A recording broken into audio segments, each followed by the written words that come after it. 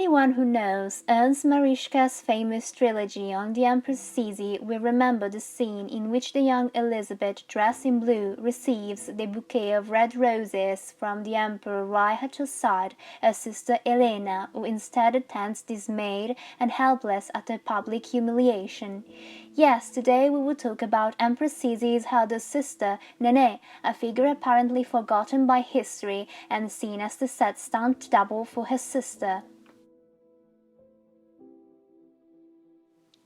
Helene Caroline Theresia was born in Munich on 4th April 1834.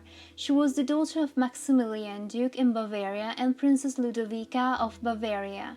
She spent her childhood at Passenhofen Castle, her family's summer residence. She was called Nené, and like her family, she was a practicing Catholic. She often went to the sick and gave herself to works of charity.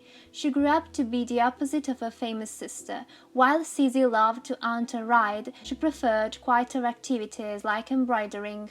Things changed when her aunt Sophie, the mother of Emperor Franz Joseph of Austria, began looking for a wife for her son and finally chose Nené. Ludovica was delighted with the idea that her eldest daughter would become Empress of Austria. Helena had received very little formal education, and teachers were quickly hired to teach Nené the basics of French and dance. Sophie considered her niece a perfect match for her son, but she disliked the fact that she was often late. Franz and Nené met in Bad Ischl. For the occasion, Ludovica also brought Elizabeth, Sisi, Nené's younger sister, with her. Things did not go as expected. Franz Joseph was in fact impressed by young Elizabeth. The party on the eve of Franz Joseph's birthday was supposed to be Helene's evening.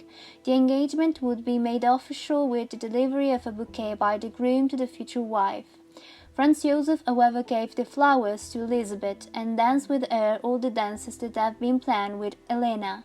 Helena felt rejected, and when she returned home, she began to withdraw into herself and suffer from depression.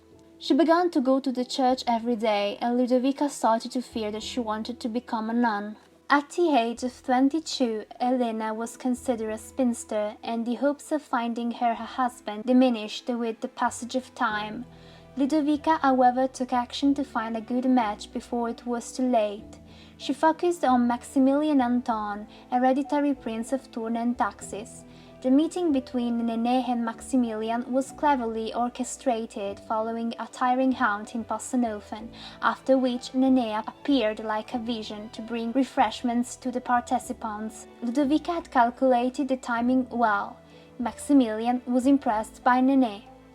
On 30 March 1858, Duke Max wrote to the prince's father, "I can only assure you with all my heart that this marriage will make me very happy, especially because Helena will join the family of a man who is my sincere and devoted friend." There was a problem. The bridegroom was not of the same rank. King Maximilian II of Bavaria, head of the House of Wittelsbach, was opposed to unequal marriages between members of his family, who were entitled to the treatment of Royal Highness with members of non-royal families, and therefore refused to give his consent to the wedding. It was only the intervention of Empress Elizabeth who lobbied to unblock the situation and to get Helena the royal consent to her wedding. The only condition was that Helena continue to use her own birth treatment of Royal Highness instead of what she would have acquired with the wedding. The marriage was celebrated on 24th August 1858, just 3 days after Elizabeth had given birth to Crown Prince Rudolf. Many of her relatives came to Passenhofen to celebrate the wedding, including Ludovica's half-sister Carolina Augusta, the widowed Empress of Austria. The heavy rains that day did not dampen the festive atmosphere. Their honeymoon was spent in Biederstein, and the newlyweds even went to visit the imperial family in Bad Ischl. Their entry into Regensburg was meticulously planned, and Helena was warmly welcomed. She cared a lot about her people and began to devote her time to charity.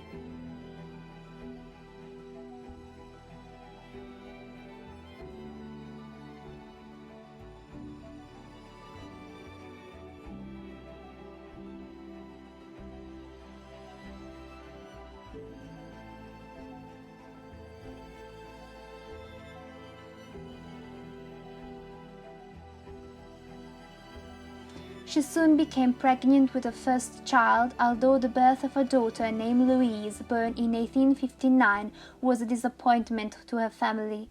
A second daughter named Elizabeth was born in 1860. Despite the differences in character, Helene rushed to help her sister Elizabeth more than once, staying by her side during the long periods of convalescence in Corfu and Madeira, where she learned of Sisi's unhappiness. They spoke English to each other as if it was their secret code, and exchanged frequent letters, which unfortunately the Turn and Taxis family had destroyed immediately after Helene's death to protect her inheritance. In 1862, Helene gave birth to a long-awaited son, Maximilian Maria, who was followed by another son in 1867 called Albert. Although the couple had a very happy marriage, she was overshadowed by the serious health of Maximilian Anton, who suffered from chronic kidney disease. Maximilian died in 1867, aged only 36. Helene was desperate. Everyone in Regensburg mourned the death of their prince, who had given himself up with his wife to numerous charitable works. The widow attended a mass every day in front of her husband's grave. She bought Tutzing Castle on the Lake Starnberg in order to be close to her family. With the death of her husband and her father-in-law, the Turn and Taxis family was at the mercy of events. Helene therefore had to be able to manage the economic affairs of the family.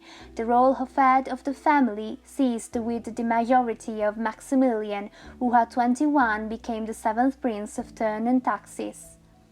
Maximilian, however, was diagnosed with the same pathology of his father and died shortly after. Marie-Valerie, daughter of Sisi, wrote in her personal diary on the day of her cousin's funeral. When my mother arrived, she told us a lot about the poor Aunt Néné. She often seems to be crazy. Barely recovered from this last mourning, it was therefore the turn of her second child, Elizabeth, Princess of Braganza, to die in childbirth, leaving Helena emotionally devastated. Her son Albert took over the government when 2 years later he came of age. Nené never recovered from the death of her children, and she went to Paris to visit her sister Sophia Charlotte. Meanwhile, her health began to deteriorate and she was diagnosed with stomach cancer. Some time after, Helena became seriously ill from an inflammation in her throat that prevented her from feeding. Her strength left her and she was seized by a high fever. Elizabeth arrived just in time to greet her. Sisi, also reduced to a shadow by the recent suicide of her son, Rudolf, remembers the conversation she had with her sister when she arrived.